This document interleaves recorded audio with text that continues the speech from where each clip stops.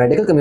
Community लेकिन average population का भी यही कॉन्सेप्ट है कि फाइबर्स के कोई मिरेकुलस हेल्थ बेनिफिट्स होते हैं, इवन दो कि उसकी डेफिनेशन है इनडिजेस्टिबल पार्ट ऑफ द प्लांट्स। और ये कि फाइबर्स स्पेसिफिकली कॉन्स्टिपेशन को ट्रीट करते हैं। और कॉन्स्टिपेशन का लेमन कॉन्सेप्ट ये है कि आप स्टूल पास नहीं कर पा रहे हैं, और अगर आप अपने उस स्टूल में बल्क ऐड करेंगे, वॉल्यूम ऐड करेंगे, तो आप इजीली उसको पास कर सकते हैं, जो कि फाइबर्स करते हैं। But there are some nuances, let's get into those. इस रिसर्च के अंदर इन्होंने 63 पेशेंट्स को, जो कि इडियोपैथिक कॉन्स्टिपेशन के पेशेंट्स थे, इडियोपैथिक कॉन्स्टिपेशन है कि वो लॉन्ग टर्म कॉन्स्टिपेशन के जिसकी वजह हमें नहीं मालूम, उसका कोई कॉज नहीं है, और इन्होंने बाकी पेशेंट्स को एक्सक्लूड कर दिया कोलोनोस्कोपी के बाद कि जिनकी वजह मालूम थी, कोई मेडिकल रीजन था या कोई ऑर्गेनिक वजह थी उनके कॉन्स्टिपेशन की। 6 महीने का स्टडी टाइम पीरियड था, और 63 पेशेंट्स को इन्होंने पहले 2 हफ्ते के लिए जीरो फाइबर डाइट पर रखा, क्योंकि स्टडी के शुरू में patients already high fibre diet पर थे। 6 मंथ्स के फॉलोअप के बाद 41 ऐसे पेशेंट्स थे कि जो जीरो फाइबर डाइट पर थे, 16 पेशेंट्स थे जो रिड्यूस्ड फाइबर डाइट पर थे, जबकि 6 पेशेंट्स थे जो हाई फाइबर डाइट पर थे। 5 सिम्टम्स असेस किए: anal bleeding, constipation, gas, bloating, stool pass करने में एफर्ट्स, और पेट में दर्द, एब्डोमिनल पेन। अब आप सोच रहे होंगे कि उनके सारे सिम्टम्स जो जीरो फाइबर डाइट पर थे मजीद खराब हो गए होंगे, जबकि ये उल्टा था। और वो 41 पेशेंट्स जिन्होंने जीरो फाइबर डाइट फॉलो की, उन्हें इन 5 में से कोई भी सिम्टम्स किसी एक को भी नहीं थे, जबकि जो रिड्यूस्ड फाइबर इंटेक पर थे उनके सिम्टम्स थोड़े से इंप्रूव हुए compare to high fibre diet पर जो 6 पार्टिसिपेंट्स थे। उन 6 के 6 में कॉन्स्टिपेशन भी थी, ब्लोटिंग भी थी, और स्टूल पास करने में एफर्ट यानी स्ट्रेनिंग। एक और इंपॉर्टेंट पैरामीटर कि जो लोग जीरो फाइबर डाइट पर थे उनका बाउल मूवमेंट फ्रीक्वेंसी यानी